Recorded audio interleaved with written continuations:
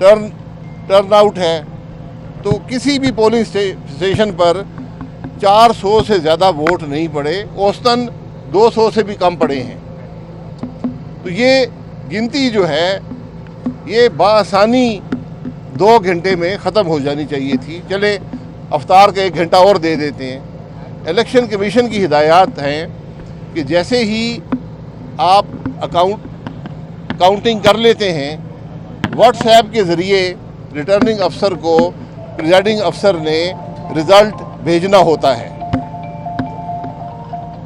अब जब रिज़ल्ट पहुंचता है यहाँ पर, उसका एक टाइम स्टैम्प है कि कितने बजे उस प्रिजाइडिंग अफसर ने रिज़ल्ट भेजा। हमने प्रिजाइडिंग अफसर साहब को कह दिया है कि आप ये रिकॉर्ड तैयार कर लें और हमें मुहैया कर दें। दूसरी बात, जब रिज़ल्ट वहाँ पर बन जाता है और फिर वहाँ से रिटर्निंग अफसर के दफ्तर में लाया जाता है, जब यहाँ पहुँचता है उसका भी एक वक्त मुकर्रर है, यहाँ कितने बजे वो पहुँचा है। हमें इस बात का इल्म है कि हम जब यहाँ 11 बजे के करीब आए तो यहाँ पर 180 से कम रिज़ल्ट यहाँ पर पहुँचे थे और अभी भी तकरीबन जो 96 रिज़ल्ट थे वो बाकी थे। ये सवाल उठता है कि ये एक शहरी हलका है, कोई भी पोलिंग स्टेशन इस दफ्तर से आधे घंटे से ज़्यादा के फासले पर नहीं है, तो फिर ये घंटों क्यों लगे उन वोटों को और रिज़ल्ट को यहाँ पर पहुँचने में। इसमें फिर वही डस्का वाली बात आती है कि प्रिजाइडिंग अफसर भी गायब, वोट भी गायब और रिज़ल्ट भी गायब। बहुत से पोलिंग स्टेशंस पर जो फॉर्म 45 है उस पे पोलिंग एजेंट्स के दस्तखत नहीं हैं। ये भी एक इबाहम पैदा होता है। और सबसे बड़ी जो निशानदेही है कि इस इलेक्शन में क्या हुआ, जो रिज़ल्ट्स वक्त पे आए हैं,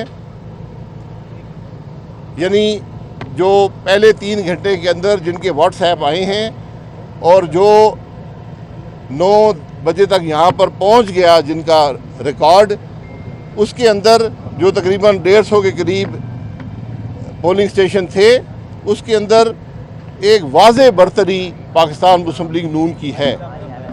लेकिन उसके बाद जो रिज़ल्ट देर से आते गए वो बरतरी उसमें कमी वाक़या होना शुरू हो गई। तो अभी भी PMLN की बरतरी है, लेकिन ये वाज़े नज़र आ रहा है कि जिस तरह रात के अंधेरे में रिज़ल्ट आते जा रहे तो PMLN की बरतरी में कमी वाक़या होना शुरू हो गई। तो ये मामला बहुत से सवालात उठाता है जिनके जवाब यहाँ पर देने पड़ेंगे। इलेक्शन शफाफ होना चाहिए था, वो नहीं हुआ। इलेक्शन के अंदर इबाहम पैदा नहीं होना चाहिए था, इबाहम पैदा हो गया। इलेक्शन के बारे में कोई सवाल नहीं उठना चाहिए था। हमने सवालात की एक फहरिस्त आपके सामने रख दी है कि व्हाट्सएप कितने बजे आया, रिकॉर्ड यहाँ पर कितने बजे पहुँचा, उसकी क्या वजूहात हैं। और ये अकल तस्लीम नहीं करती कि वक्त पर जो रिज़ल्ट आए उसमें पाकिस्तान मुस्लिम लीग नून को वाज़े बरतरी है और जो वक्त के बाद आए उसमें उसके वोट में कमी वाक़या हो रही है।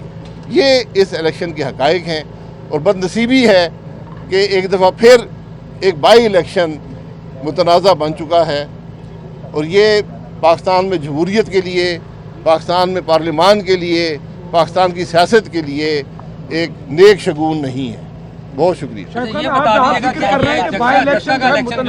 पीपल्स पार्टी इस वक्त जो है मुतनाज़ा इलेक्शन का जश्न मना रही है और बिलावल हाउस में भी इस वक्त जश्न मनाया जा रहा है। पीपल्स पार्टी भी खुद को कहती है कि जमहूरियत बेहतरीन इंतकाम है, क्योंकि इस अंदाज में इंतकाम लिया गया। देखिए, पीपल्स पार्टी किसका जश्न मना रही है, वो हुकूमत में है। मैंने यही बात कही है कि जो लोग हुकूमत में होते हैं वो ज़्यादा से ज़्यादा कोशिश करते हैं कि इलेक्शन मुतनाज़ा ना हो, उनके नाम पर हर्फ ना आए। अभी जो आखिरी गैर हतमी नतीजा इलेक्शन कमीशन ने जारी किया है उसमें भी पाकिस्तान मुस्लिम लीग नून की बरतरी है। तो अगर जश्न मनाया जा रहा है तो दाल में ज़रूर कुछ काला है। 203 ये बता ठीक है जी, दें जी। समझते हैं कि हम जीतेंगे। जिस तरह से जो सियालकोट का जिस तरह से डस्के का इलेक्शन था उस वक्त भी यही इलेक्शन कमीशन था, आज भी वही है।